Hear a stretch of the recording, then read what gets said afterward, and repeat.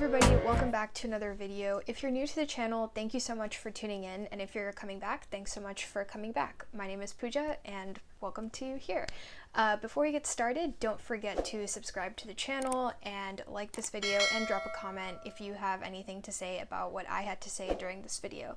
So today's video is actually based on some questions that I've recently gotten from people in my real life who have always kind of asked me, like, how do you make time to read? I don't really think I read a ton compared to some people on booktube, but I do try to read between 50 and 60 books every year, and that's usually kind of what my numbers look like. I just wanted to share some of the tips that I use to try to make reading a priority in my life, and maybe some of them will help somebody out there. So I did want to start off with first saying that I feel like anyone who's searching for a video that's how to read more is probably searching it with this mindset of reading is somehow some kind of superior activity to be spending your time on.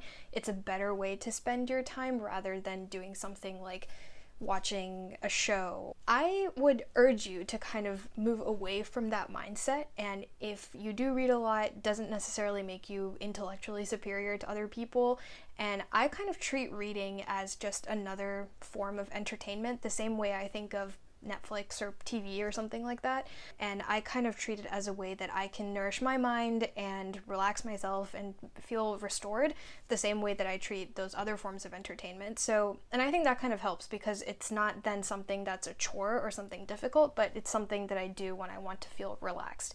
So I would urge you to kind of think about it that way, and if reading doesn't come to you naturally, it's not something you naturally enjoy, I would say there's no need to force it. I think that there's amazing books out there, and if you give it a shot, you'll probably find something that you really, really enjoy. But if you just really hate the written word and that's not the right type of way for you to consume content, I don't think you should feel bad about wanting to consume your content through videos or audio or whatever other medium is most beneficial for you. So I wanted to say that first before I get started. But if you are interested in some practical and easy fun tips to increase the reading that you do right now, keep watching. Okay, so my number one tip is to always keep a book near or on your phone. And this is because many of us sort of have this tendency when we're bored or don't really know what else to do, our immediate reflex is to reach for our phone and start scrolling through social media or watching videos on YouTube or some other sort of mindless entertainment that is just there to fill our time and isn't really something that is helping us or something that we really want to be doing, but we're just doing it because we don't know what else to do. It can be super, super helpful to just on your bedside table where you keep your phone, maybe you keep a book next to it. Maybe if you're out and about in your bag, you have your phone and you have a book next to it. It doesn't even need to be a physical book. It can be an audiobook on your phone. It can be an ebook on your phone. It can be a Kindle. Whatever works for you, do that. And I find that is so helpful because any time where I'm just bored or sitting around, don't know what else to do, and I immediately reach for my phone, I notice, oh, there's also a book right there. I could read that instead. And sometimes that just kind of triggers me to be like, okay, I would rather spend this time reading and enjoying this story or learning something new in this book rather than just looking at TikTok or something. And that kind of helps you fill in those 15-20 minute sort of gaps during your day when you're just kind of scrolling on your phone sort of mindlessly and it's doing nothing for you. You can make that into a time that is productive or at the very least entertaining in a way that is better for your brain than just sort of staring at a screen that is meant to be addicting. Tip number 2 is to not be afraid of DNFing books. If you don't know what DNFing means, that just means do not finish. So essentially, I think there are a lot of people that will kind of start a book and it will be like, I've been reading this book for a year and I just can't get through it. Why are you reading it then? That clearly means you don't like it. And so I think that it's sort of this weird mindset where a lot of people will start a book and then feel like they can't start another book without finishing the book that they've already started. And if they don't like it, it takes forever for them to get through it. I think it is totally fine to not finish books. Just If you don't like it, put it away, give it away to someone else, sell it to a used bookstore, donate it. There's someone else who might enjoy that book more than you, and you can find a book that is more suited to your tastes. And there's nothing embarrassing, there's nothing wrong about that. I think this especially happens when there are these sort of New York Times bestseller books that are out and everybody's reading them, and you kind of feel compelled to want to read this book because people around you are reading it. But if it's just something that doesn't float your boat, that's fine. Why are you forcing it? Read something that you would enjoy. Similar analogy there is to think about a TV show or a movie. If there's a TV show that other people are watching and you just don't like it, would you sit through the whole season and watch all of the episodes? Probably not. So just treat a book the same way. And if you don't like a book, just put it aside and search for something new that is more suited to your tastes and that you would enjoy more.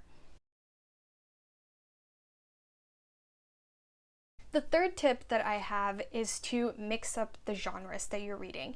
I think a lot of people can get sort of caught up in this idea that all reading needs to be really productive and educational and teach you something. And so those types of people tend to gravitate towards books that are really heavy memoirs or heavy history books, the things that you kind of see on these bestseller lists. But you don't have to read just that. I think those books are great. You can learn a lot from them. There's a lot to be gained from reading the classics and reading some heavy memoirs and reading books that talk about really difficult issues in contemporary society. But there's also a lot of joy and entertainment to be gained from reading romance books or fantasy books or books that aren't really meant to teach you anything, but just to be an enjoyable experience. And I think what I found for myself is I had definitely, throughout my time in college, gravitated towards reading only super heavy, thick books that were all sort of nourishing my mind and made me feel really elevated in my reading. But what I was finding was it was taking me a really long time to get through those things. They weren't always books that sort of put me in a positive mindset. They were just taking a long time to read. And I've recently found that sort of mixing in things that are just light, fun, and enjoyable and easy to read, quick to get through into my reading makes it much easier to then actually appreciate those heavy books when I do read them, because I also balance that out with just stuff that's entertaining and fun and is quick and easy to get through and doesn't always feel like a chore. And then that makes those heavy books also feel like less of a chore when I do eventually read them.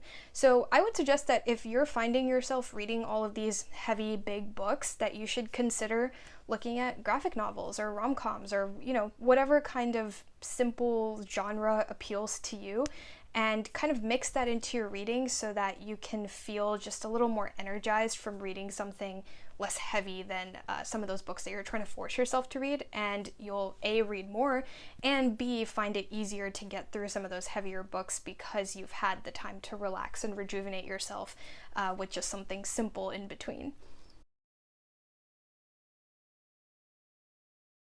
The fourth tip that I have is to incorporate audiobooks and ebooks into your reading. I feel like a lot of people have this thing about, are audiobooks really books? I think they are. I mean, what a book is like a story and you're reading it on a piece of paper, but like what's wrong with listening to it? I think the same can be said for like TV shows, but I do feel like there's kind of a line between auditory and visual entertainment that I don't really feel exists between written and auditory entertainment. I don't know why, but that's just kind of how my brain categorizes all of these things. But I think audiobooks and ebooks can make reading a lot more accessible when it's not always possible to have a physical book with us. Physical books are quite expensive to buy. I hear you there. I mean, some of these books will come out, the new hardcovers, and be like $27. And there's also just the simple fact that it's easier to take around with you when you're outside. I know right now many of us are still kind of staying at home and not really going out and about, but when we do start going out into the world again, there's so much time that we spend commuting and just being out and not really, doing anything that requires our attention, but we're just sort of walking around, sitting on a subway or driving around somewhere, and we can use that time to listen to a book and just sort of make it entertainment that we would use to fill up that time. So I think that that's a great way to just sort of fill up those little blocks of time during your day with reading, even though you may not have access to a physical book, and still kind of continue that reading journey and make it a daily habit and part of your everyday routine. And then number 5, and the last tip that I have for you today, is to kind of set time-based goals. Now this can take a lot of different forms. One really easy way to set time-based goals with your reading is to utilize your library. So what do I mean by that? I mean, when we check out books from the library, we have to return them within 2 or 3 weeks. Sometimes you get a month. And that kind of gives you a bookend for the amount of time that you can spend reading that book. And so if you tell yourself, okay, I have to finish this book in the next 3 weeks before I have to return it, then you're more likely to actually get through the book rather than something that's just you've purchased and it's just sitting there and you could theoretically never finish it because you have all the time in the world to get through it. So that's definitely one tip I have. The second tip in terms of setting time-based goals is to try to find things online that can encourage you to read more. So this could be something like reading alongside a prize list. So for example, we have like the Booker Prize. The shortlist gets announced, and then I think there's usually about 2 months between the shortlist being announced and the winner being announced. So you can spend those 2 months reading all of the books on the shortlist so you can be ready with your prediction of the winner. And then it's really exciting to watch the winner reveal and see which book finally gets chosen and if you were right or wrong or what happened. So I think that's a great way to set time-based goals. You can participate in readathons or read-alongs on booktube. That's a great way to sort of tell yourself, okay, I'm doing this readathon that's lasting a month and these are the 3 books I'm going to read, and that's sort of a time-based goal you set yourself. It's also great to just sort of read along with people. This can mean just you and a friend decide, okay, we're going to read this book and both finish it in the next 2 weeks.